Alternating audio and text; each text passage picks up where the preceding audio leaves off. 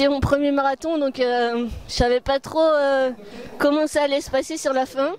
Départ prudent ouais, voilà, donc en fait je suis toujours passé sur 15 à l'heure, 4 minutes au kilo. Jusqu'au 35e, j'étais encore en 2,20 au 35e, donc j'étais bien. Et à partir du 35e, casse musculaire. Je m'y attendais, je savais pas quand ça allait arriver.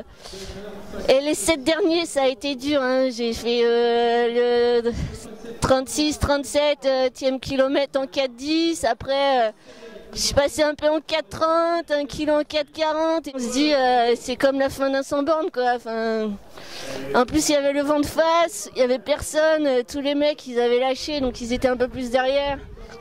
Bah, c'était dur, mais bah, je voulais faire moins de 2h55 et je savais que même si je finissais à 12 à l'heure, j'étais en moins de 55. Donc je me suis pas affolée et je me suis dit que j'allais terminer comme j'allais terminer, sans stress. Ton club, ce que tu fais dans la vie, ouais. tes perfs et... Ça va. Donc moi je suis licenciée à la SPTT Marseille et je suis également salariée de la SPTT Marseille puisque je suis coach athlète santé et agent de développement sportif.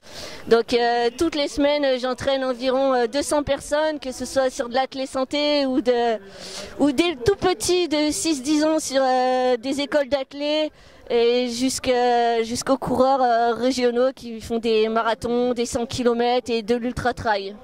Cette année, j'ai fini 2 fois vice-championne de France FFA, donc en 100 km le 27 avril à Belvès, qui était également support des championnats d'Europe où j'ai fini 16e et on a fini 4e avec l'équipe de France féminine.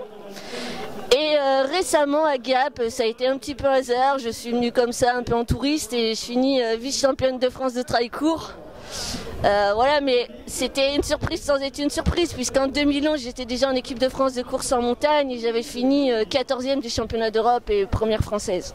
Ça fait longtemps qu'on me dit il faut que tu fasses des choix, tu fais un peu trop de choses différentes, donc je pense que je vais plutôt m'orienter vers le trail court et la course de montagne en montée sèche et le duathlon que je fais aussi au niveau international, donc je vais essayer de persévérer là-dessus parce que c'est moins traumatisant aussi, ça permet de varier les plaisirs et puis un petit début en triathlon pour me faire plaisir.